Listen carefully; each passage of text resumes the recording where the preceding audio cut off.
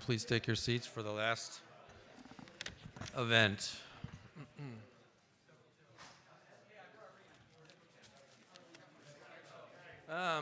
He has your slides, yeah. Okay. So before I introduce our last speaker, I just wanted to make a couple remarks and thank some important people. First, Sarah White and Karen Ornberg, and also, yeah, thank you. I mean, the bureaucracy has become much more difficult within the last year, actually, and so there was an immense amount of work, extra work they had to do. Also, Franklin from the Naval Institute, a great job. And I also want to thank the audio-visual techs behind the glass there, Josh and Itelka and Milkias. Thank you very much. Great job. And then, so we're starting now around 3, and we'll end probably around 4. Now, we have to be out of the building at 4:15 because another party is going to be moving in. So it's going to be kind of dangerous, actually, to stand in the reception area. So feel free to go outside the door. It's a beautiful day and talk, but we actually have to be out of the building by 4:15. Thank you. So with that, I wanted to introduce our last speaker, Dr. David Luban, who is professor of law and philosophy at Georgetown Law, and he's also the class of 1965 Distinguished Chair in Ethics at the Stockdale Center. His most recent book is the award-winning Torture, Power, and Law, and he is months away from completing a book on the moral and legal philosophy of Hannah Arendt. Is that true? It's true. Okay. I should say from your lips to God's ears. Okay, all right. And on a personal note, one of the splendid surprises of my life has been the privilege of running a weekly seminar with David for the past several years. His powerful mind is guided by a deep sense of humanity that motivates and pervades everything he does. There's a word in German, Mensch, which means human, but there's a Yiddish meaning of that, which means a person of integrity and honor, and David, that is you. Well, thank you. Thank you. So it's just been an honor these years, and I hope for more in our seminar. So it's with a great sense of gratitude that I turn the floor over to you, David.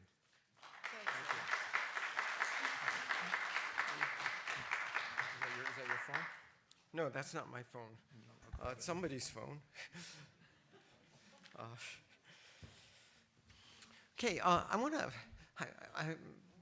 first of all, I would like to thank not just everybody who has just been thanked, but Ed. I'd like to thank Joe. I'd like to thank all my colleagues at Stockdale. And I'd also like to thank everybody who's here for sticking around this long. So I want to start with something that Captain Rommelhart said yesterday. I mean, he went very quickly through a lot of things. And this was just something he said in passing, but it's a good beginning place. And that is that the word genocide in popular discourse is not the same thing as it is in law. Oops, I just lost my slides. Could I get them back? No, there we go. So in ordinary language, genocide means mass murder, and that's not what it means in law. Now, in law, there is a crime of mass murder. It was in the Nuremberg Charter. It's called the crime against humanity of extermination. Genocide is something different. In legalese, genocide refers to a certain set of acts, and we'll talk later what those acts are, that are specifically intended to destroy an identity group. And I'm going to be vague about what an identity group is now. The statute is more specific, an identity group because of who they are. So the defining feature that sets genocide apart from war crimes and crimes against humanity and, so to speak, everyday street crimes is this discriminatory intention behind the criminal acts, the intention to destroy a group because of who they are. And the domestic law equivalent is a hate crime. Even though it doesn't have to be motivated by hate, genocide does not have to be motivated by hate. That's the closest analog.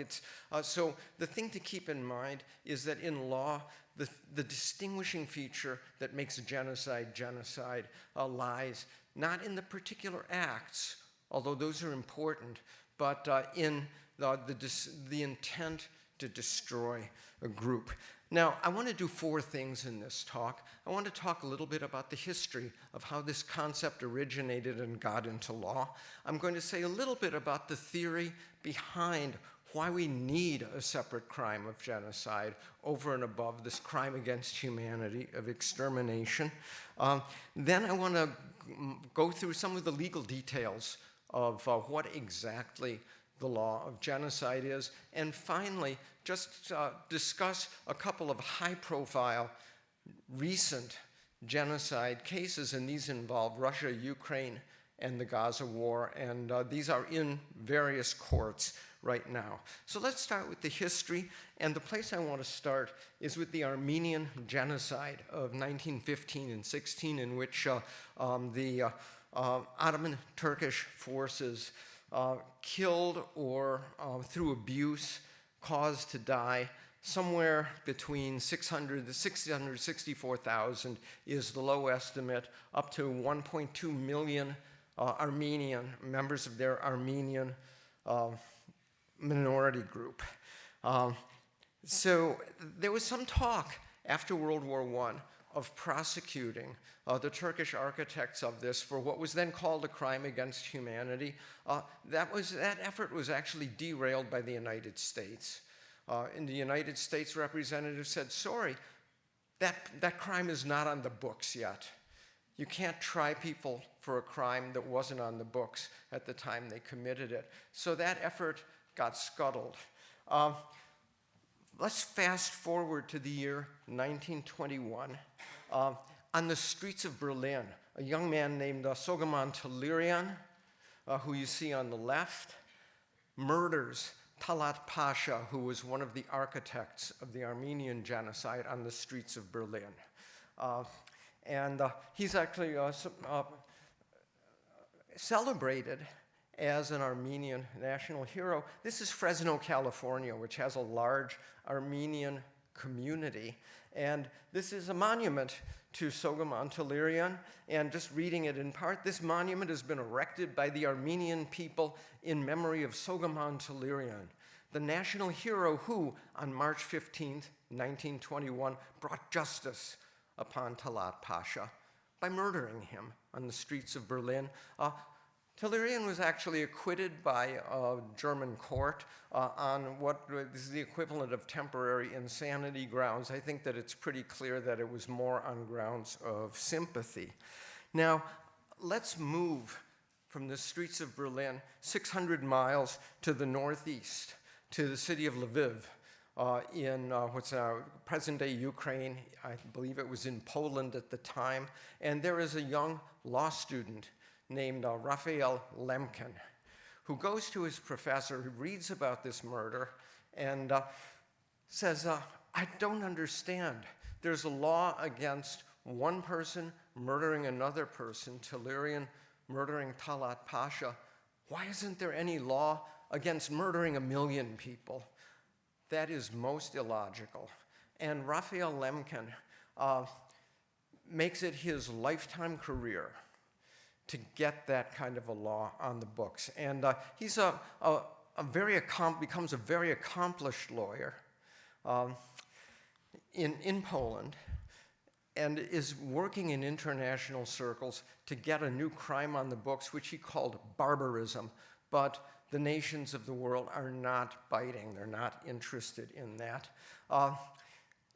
The Nazis invade, and Lemkin escapes. His memoirs describe an incredibly hair-raising, on-foot escape, sometimes in disguise, sometimes masquerading as somebody else because of his mastery of many languages. And finally, he ends up in the United States. And there he gets a temporary fellowship, and he begins reading the Nazi decrees in every occupied country, and he sees something special there. What he sees is something that is more than the ordinary cruelties of war. He sees a deliberate attempt to exterminate entire peoples. And he writes a book called Axis Rule in Occupied Europe. And His term barbarism has not worked.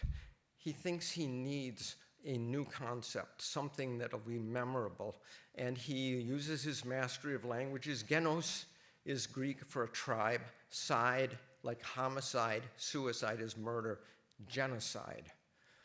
And in chapter 9 of his book, published in 1944, he proposes the concept of genocide and proposes that there be international law to make it a crime. He manages to get it into the indictment at Nuremberg, but the people in the Nuremberg trial, the judges, don't even mention it in the judgment, and nobody is convicted of genocide there. The concept is too novel. Lemkin launches what is essentially a one-man campaign in the newly formed United Nations to get this crime of genocide onto the books, and recruits a lot of allies, tirelessly, and he has no money. He's living in a tiny little apartment, being supported by this and that. But walking the halls of the United Nations to try to get something to recognize that genocide as something quite unique. And he finally succeeds in the General Assembly passes a resolution saying that genocide is an international crime, and a treaty is opened to try to get the effort is open to get a treaty that will outlaw genocide. This is Raphael Lemkin. This was what a newspaper described him as the totally unofficial man, because he had no official posts. The rumors had it that any time a diplomat was in the UN and saw Lemkin approaching with his arms full of papers about genocides all over the world, they would just turn and flee. But he finally succeeds, a heroic lobbying effort, really, not by himself. That would be a romantic legend, but it's more like he mobilizes a lot of NGOs and states. And in 1948, the Convention for the Prevention and Punishment of the Crime of Genocide is signed and open for ratifications. And 3 years later, it gets enough states that have signed on that to the obligation to declare that genocide is a crime under international law, and we are committed to preventing it and to punishing it. Now, at this point, you might think, well, great, states are just going to jump onto this. Well, no. Let's think a little bit about the politics. If you are a state, do I want to join the Genocide Convention? If you're Canada, what about the way that you've treated the First Nations for a century and a half?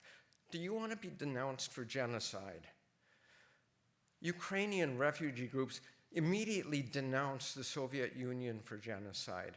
A group of civil rights activists in the United States sends a petition to the United Nations called "We Charge Genocide" against the way that black people in the United States are treated. And so states are very reluctant to join the Genocide Convention. That's why it took 3 years between the time that it's enacted or open for ratifications before it gets enough nations to ratify it. Now, you might think that the United States would be eager. No, the United States had a lot of obstructionism, including the American Bar Association. We don't want to get anywhere near this convention against genocide. We finally ratified it in 1988.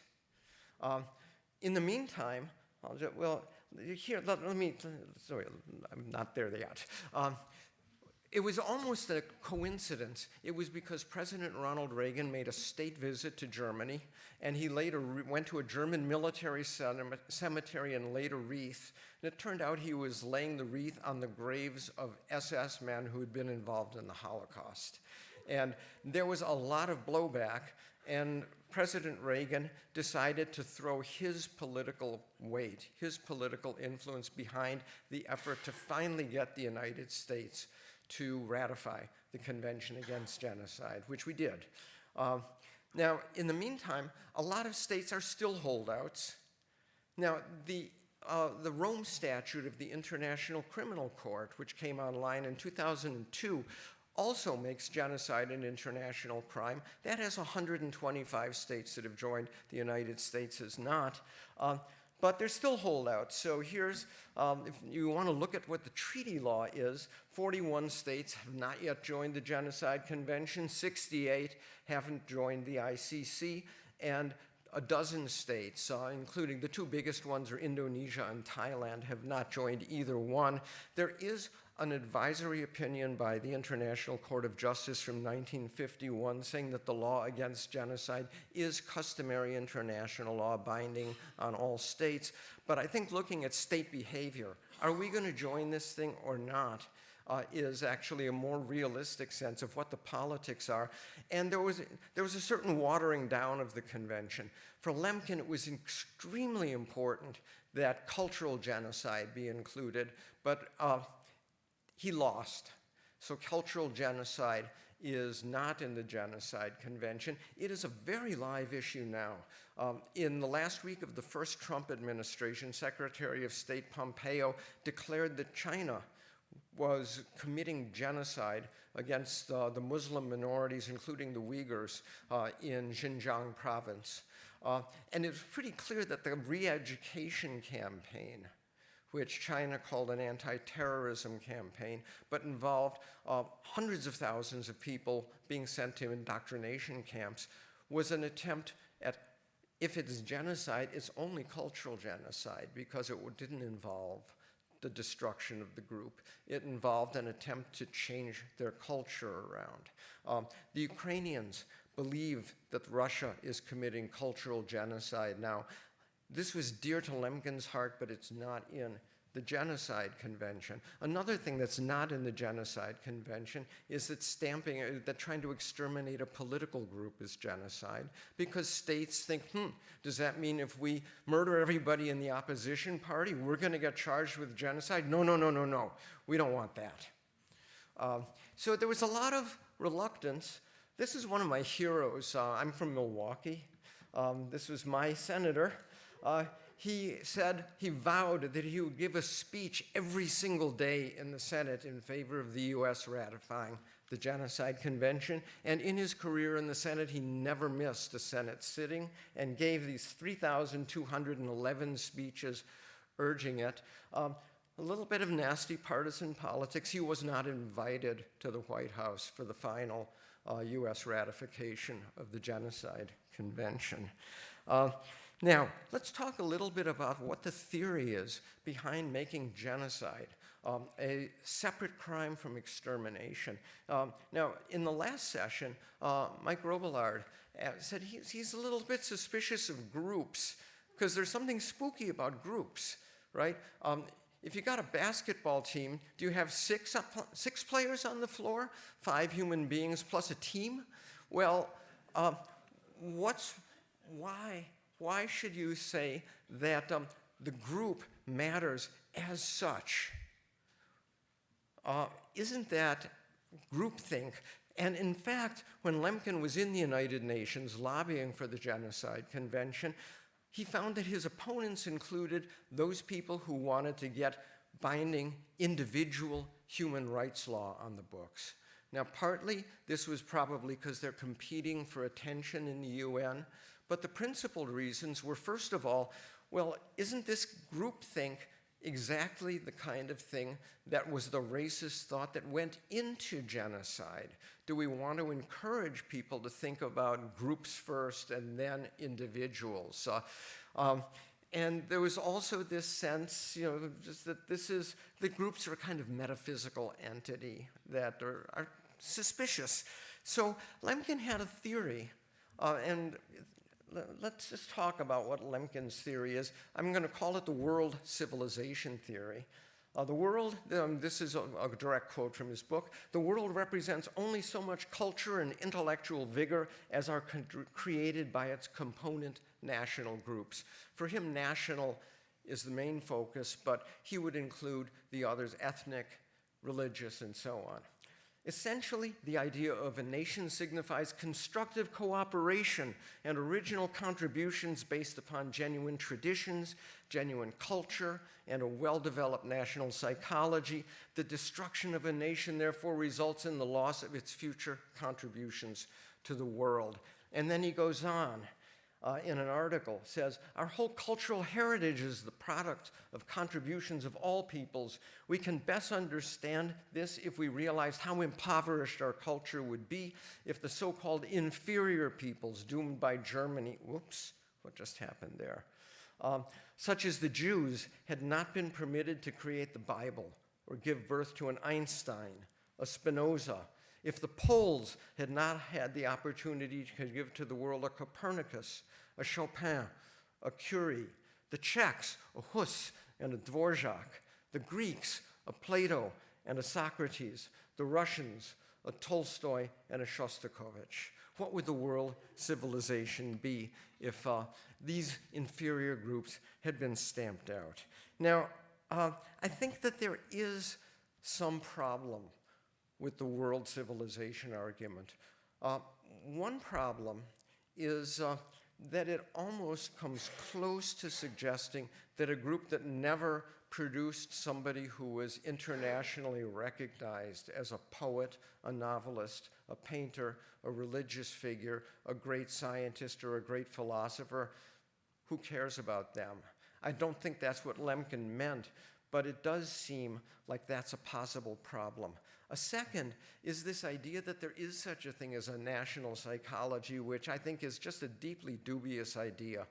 I mean, in various walks of life, I mean, we can talk about national psychology in some cases, but not in others.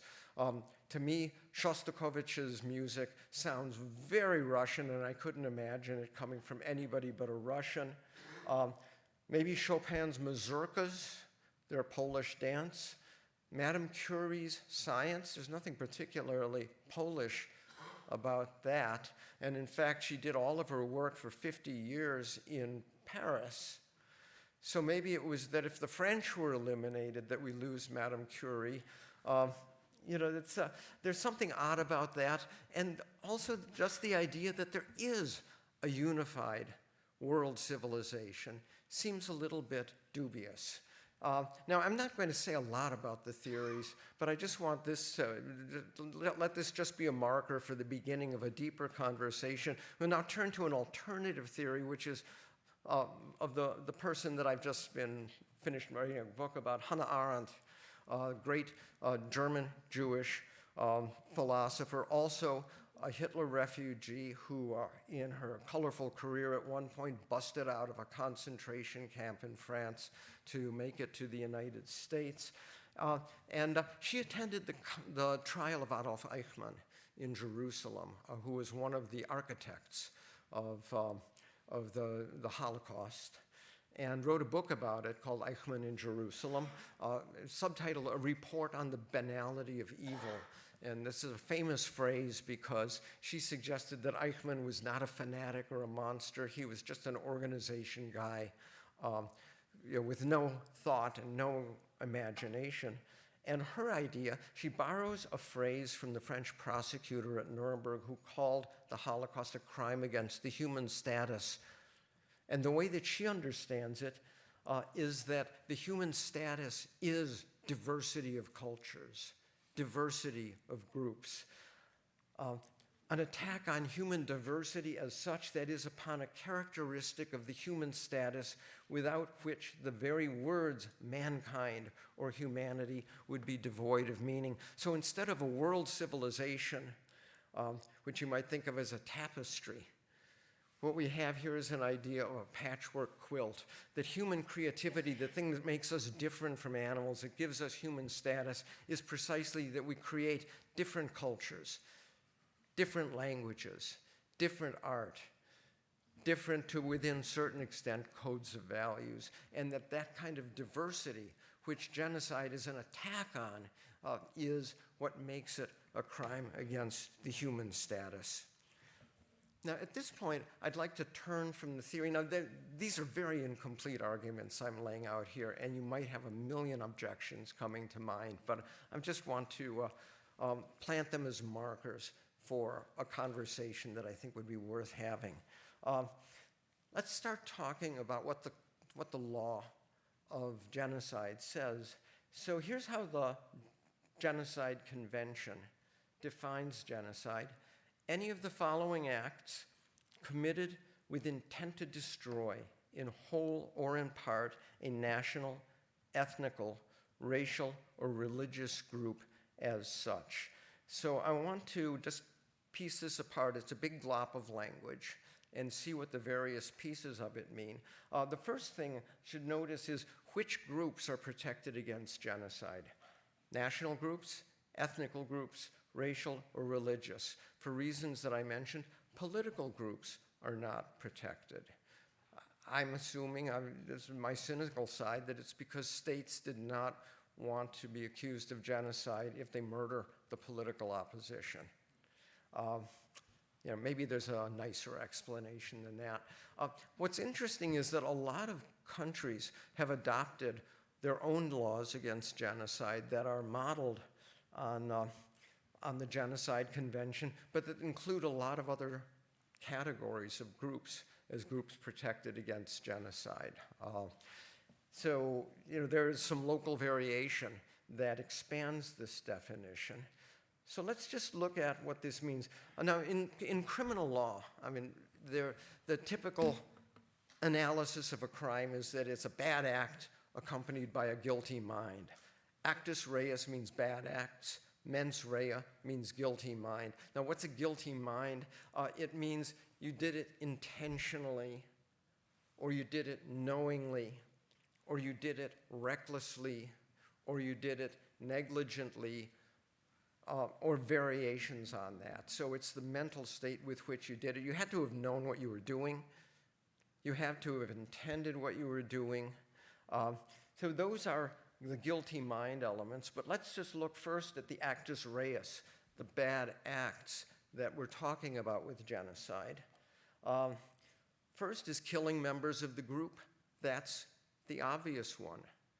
That's like the crime against humanity of extermination, mass murder. Causing serious bodily or mental harm to members of the group. Deliberately inflicting on the group conditions of life calculated to bring about its physical destruction in whole or in part. Now, what does that mean? Starvation, for example. Putting people into a camp and giving them too few calories to survive on each day. Those are causing conditions, deliberately inflicting the conditions of life calculated to bring about the group's physical destruction, in whole or in part. Imposing measures intended to prevent births within the group. One of the Nazi plans had been to sterilize all of the Jews that they didn't murder.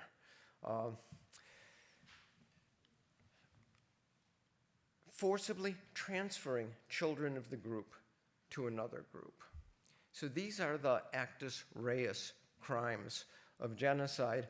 The last one is interesting because when Lemkin was proposing cultural genocide, he had a number of specifics in mind, like stamping out the native language of the group, making them speak a foreign language, destroying all of their books and monuments and libraries and museums, everything that was part of their culture. And this was another one, forcibly transferring children of the group to another group. And Lemkin said, well, at least one part of cultural genocide stayed in the convention.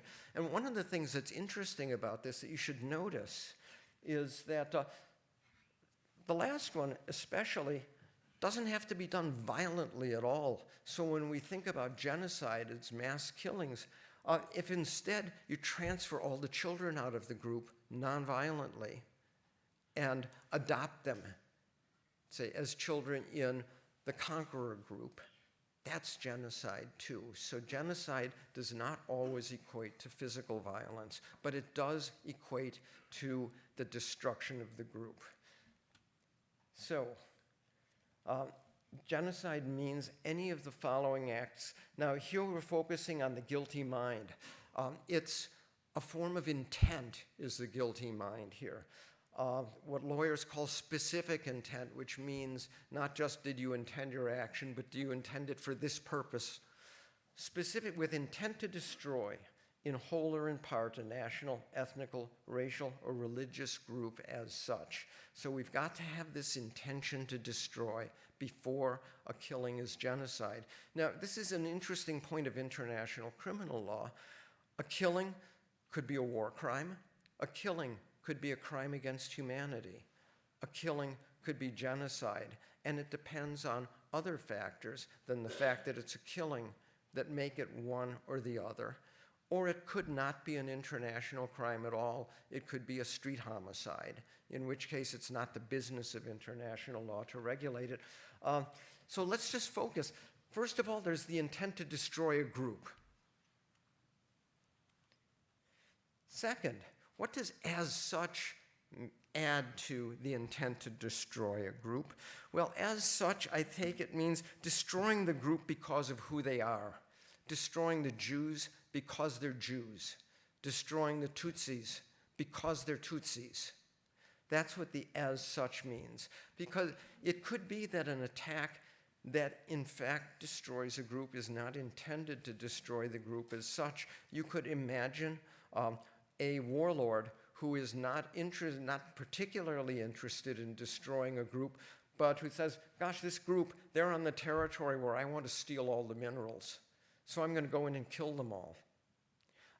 That is not genocide. It's a crime against humanity of extermination because it's not done with genocidal intent.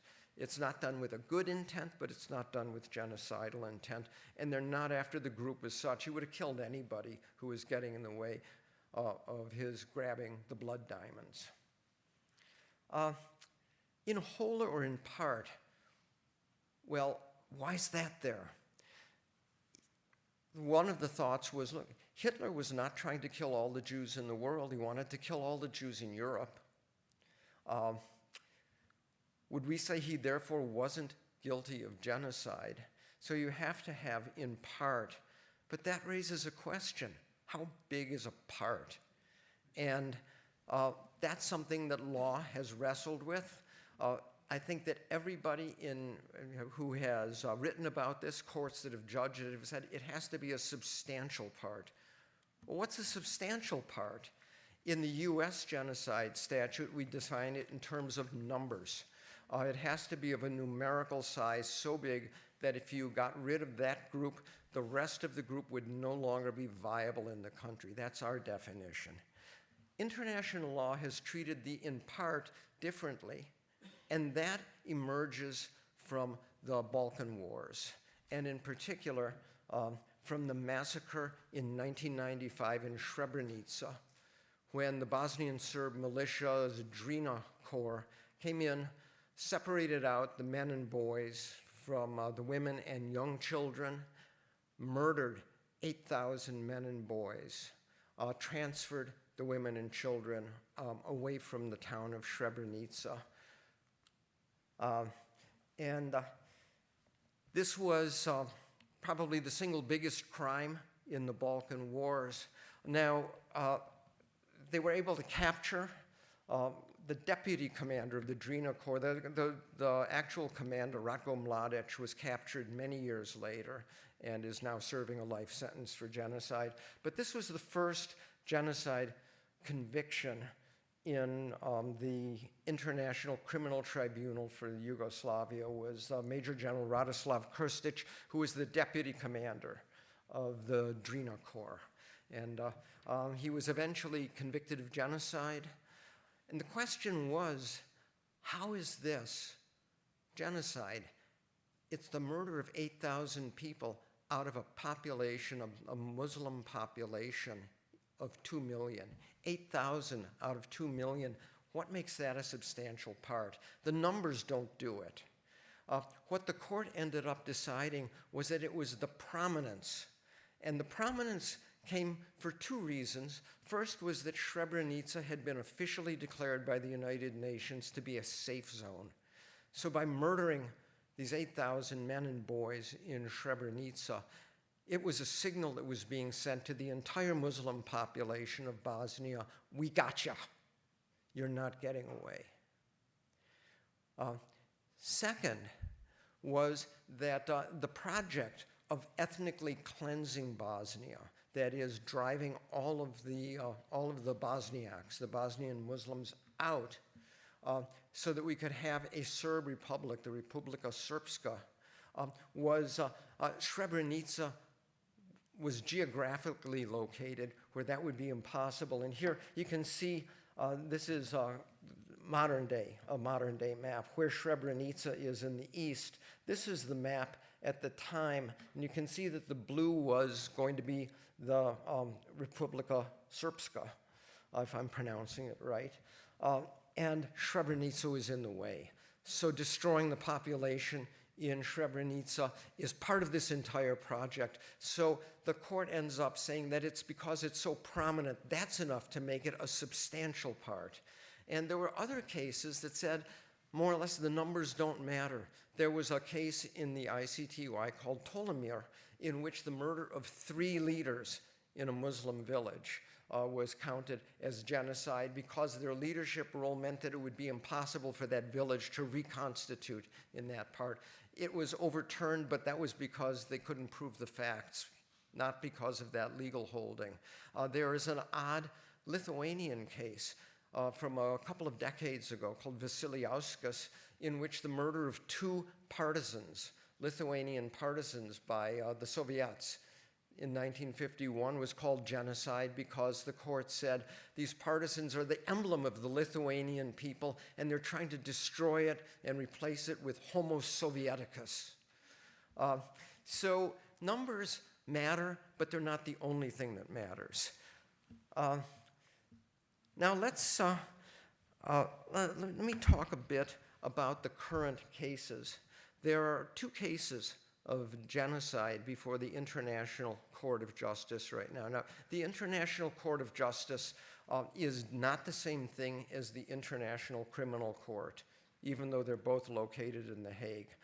The International Criminal Court deals only with crimes committed by individual defendants.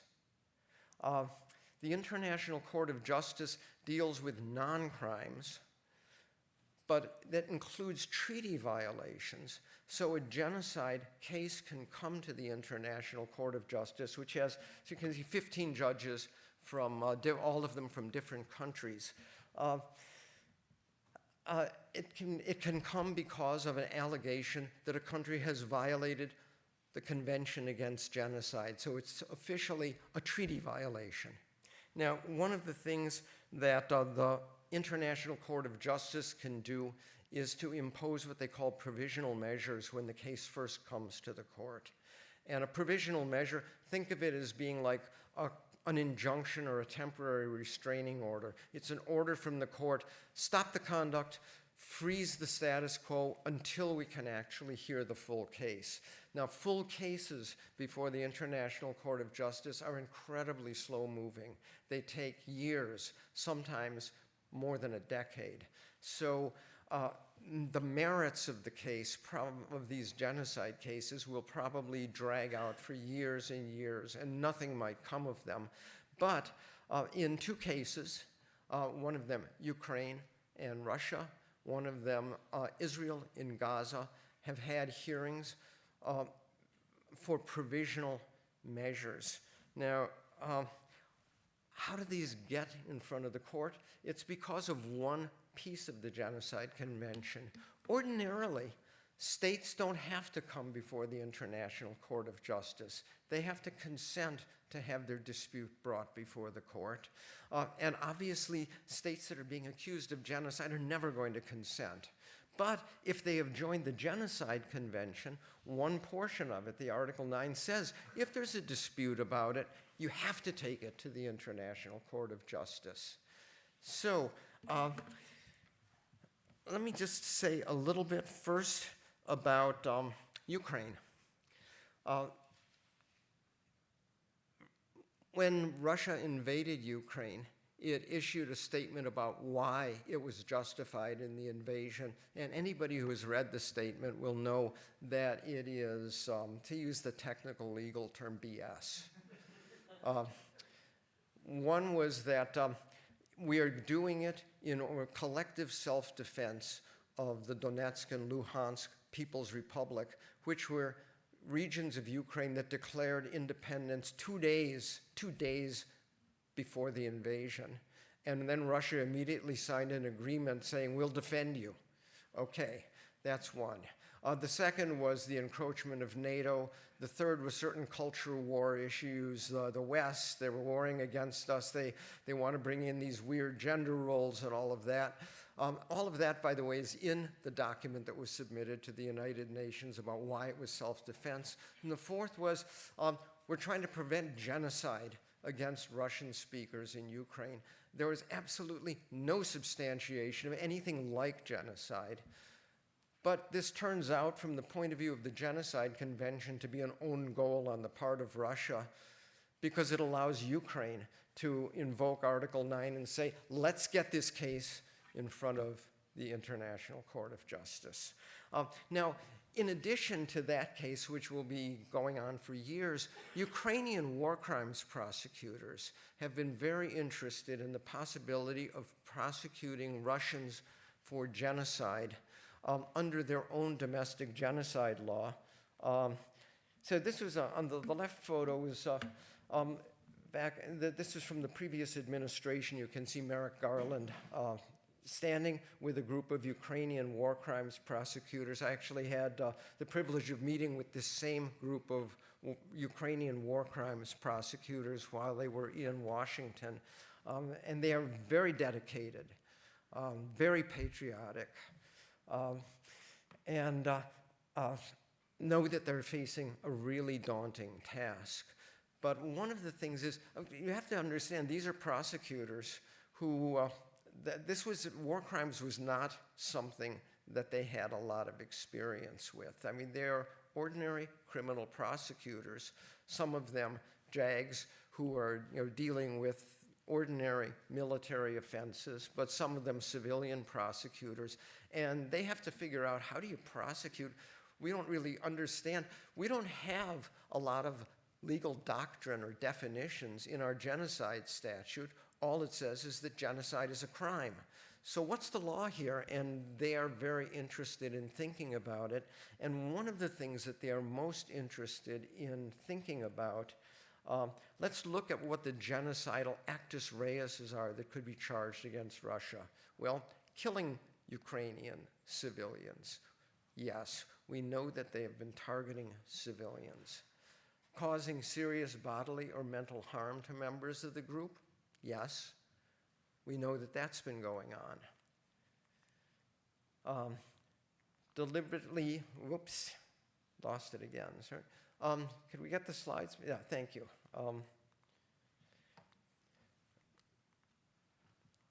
Deliberately inflicting on the group conditions of life calculated to bring about its physical destruction in whole or in part.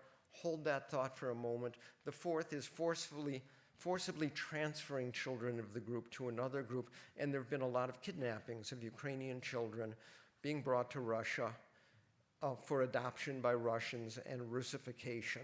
And in fact, the International Criminal Court has indicted Putin and his Minister of Child Welfare for doing that, for the forcible transfer of children. Now, how about deliberately inflicting on the group conditions of life calculated to bring about its physical destruction in whole or in part? There, what the Ukrainian prosecutors have been wondering about are the attacks on the power grids, just as things are getting cold in Ukraine.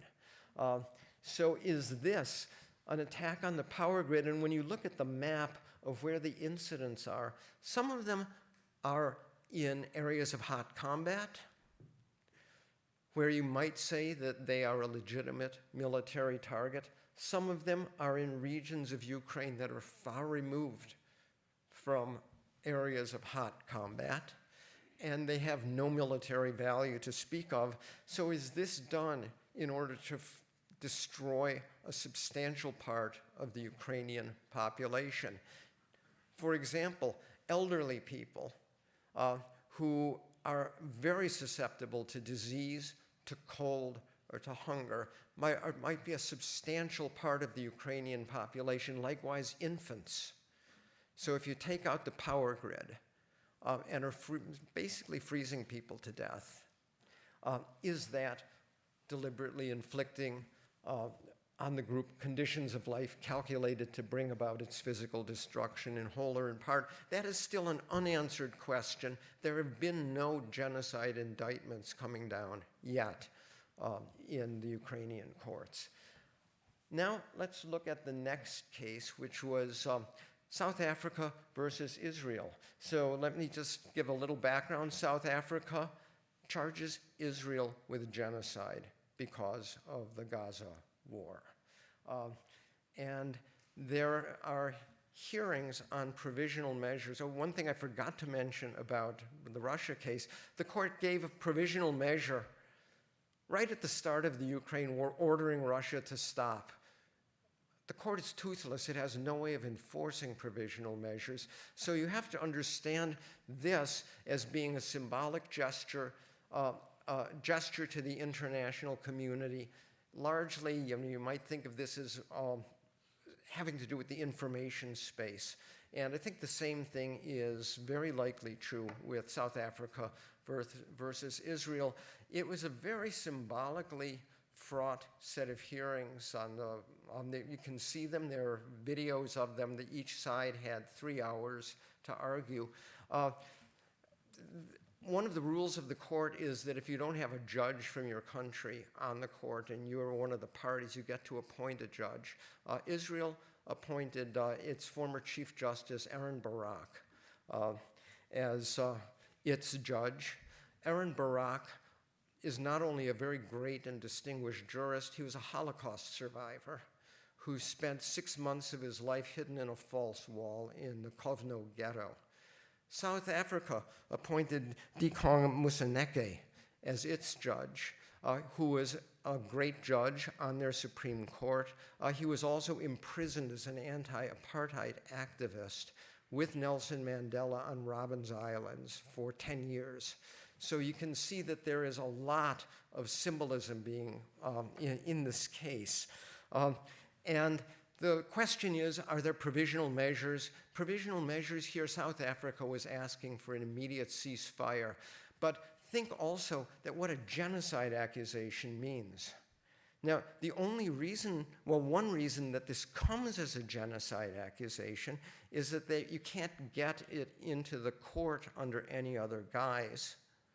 But it's also, at least from the Israeli point of view, the Jews are the victims of the Holocaust, and you are accusing us of genocide. So this is just an incredibly volatile and emotional case.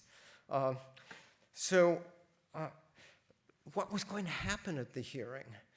Let me just talk about what the basis of the charges are. First of all, nobody was denying the October 7th massacre committed by Hamas was utterly horrifying. And it was probably itself an act of genocide, given what the announced intent of Hamas was. Nobody doubts that Israel's campaign has been incredibly destructive.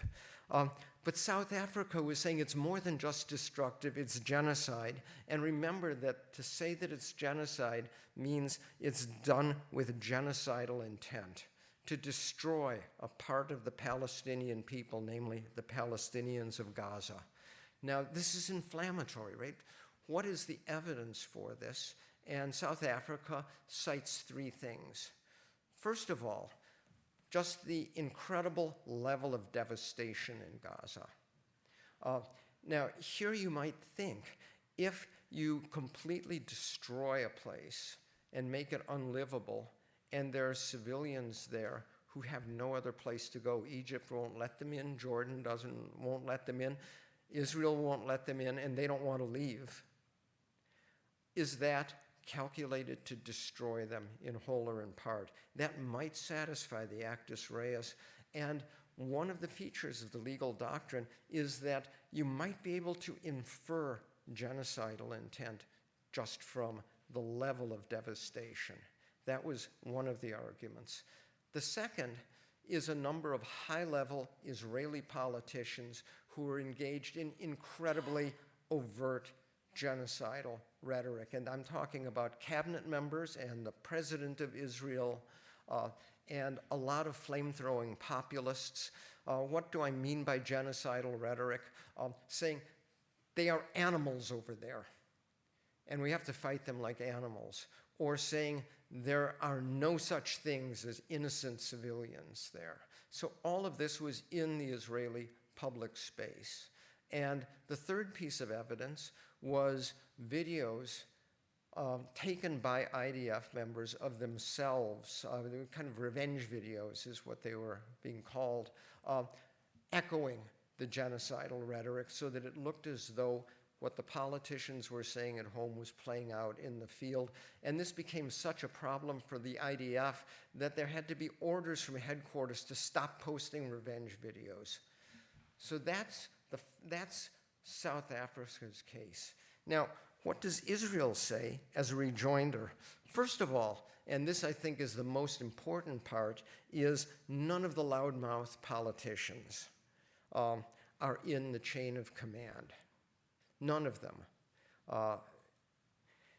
And the military is not engaged in anything like a genocidal campaign. The second argument was the IDF actually takes a lot of steps for civilian harm mitigation, enough steps for civilian harm mitigation that is inconsistent with genocidal intent. And third, and this is a more technical legal argument, but it's very important. If there is no genocidal intent, you cannot bring a case to the court under the Genocide Convention, and there is no other body of law that you could bring it to the court under. So this is an argument about jurisdiction. Now, I mean, when I teach law students, I mean, the moment you say jurisdiction, everybody's eyes glaze over. You know, you just know that there's just like a lot of legal seaweed coming. But I spent half the course on jurisdiction because it's so important. Like, what court gets to hear international crimes? So a challenge to jurisdiction here is if we don't have genocidal intent, there's no genocide. To impose provisional measures, the court has to find at least a plausible basis for saying that the crime of genocide might be committed. And that was what the argument was about.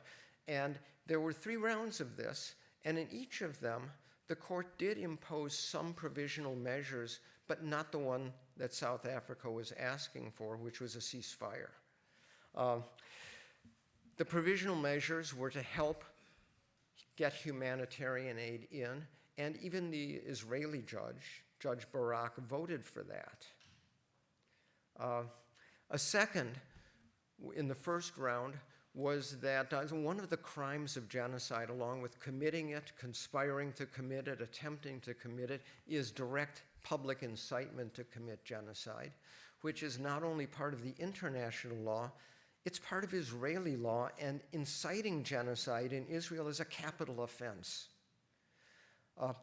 So Israel is required to investigate the incitements to genocide, and Judge Barak voted for that one as well. The others were to instruct the soldiers not to do anything that might be genocide. So let's just look.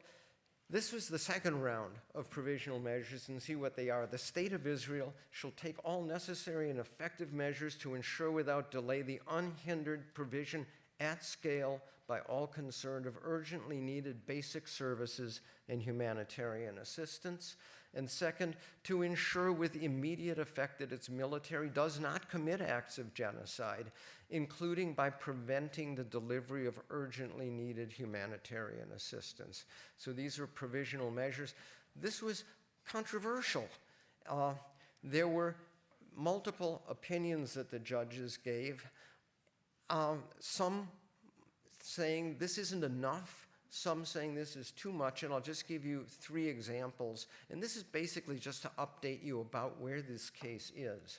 So this is Judge Hilary Charlesworth from Australia. And she says, instead of employing such convoluted terms, in my view, the court should have made it explicit that Israel is required to suspend its military operations in the Gaza Strip, precisely because it's the only way to ensure that basic services and humanitarian assistance reach the Palestinian population. And 4 of the other judges also said, let's not beat around the bush, we're calling for a ceasefire. Judge Barak, dissenting. And here's his argument. It is very much a jurisdictional argument, but it's also saying, South Africa, you have no basis for saying there's genocidal intent. So he says, regulating the conduct of hostilities falls outside the court's jurisdiction, which is limited to the Genocide Convention. The court does not have jurisdiction to deal with possible violations of humanitarian law, per se. Any measures indicated by the court must be based on a plausible intent to commit genocide. If intent is not plausible, no measures can be ordered under the Genocide Convention. And then he says the plausibility analysis has gone from thin to essentially non-existent, and the central question of intent has completely disappeared. And finally, the other dissenting judge is Julia Sebutinde, who's now the vice president of the court from Uganda. And she says, unfortunately, the failure of states to resolve political controversies through effective diplomacy may sometimes lead them to resort to a pretextual invocation of treaties like the Genocide Convention in a desperate bid to force a case into the context of such a treaty, rather like the proverbial Cinderella's glass slipper. So this is an accusation against South Africa. You're bringing a pretextual case, and you're charging genocide because that's the only way you can get it before the court. She says the directive amounts to micromanaging the hostilities in Gaza by restricting Israel's ability to pursue its legitimate military objectives. I firmly believe that Israel has the right to defend itself against its enemies, including Hamas, and continue its efforts to rescue its missing hostages. Judge Sebutinde and Judge Barak were the only dissenters. The vote in the court was 14-2 in favor of the provisional measures, with the majority of the justices clearly not, thinking that there is a real problem. And arguably the court was stepping beyond its bounds to micromanage a military campaign. But let's just say that the Israeli politicians, who have not backed down a bit from their rhetoric, have not been doing their own country a big favor, because every time they make another speech saying, let's get everybody out of Gaza, they are reinforcing the evidence that this is done with genocidal intent. So that's the current state of play of these cases. And what you can see, this is just how I'll wrap up, is that in the entire law against genocide, what you have is a genuine concern about some of the worst things that human beings do to each other, a theoretical basis for it that raises fascinating and deep philosophical questions that can be talked about, a big mix of politics into the framing of the law, and a mix of politics and law and policy, as well as morality, in the cases that are currently pending. So let me just stop there. Thank you.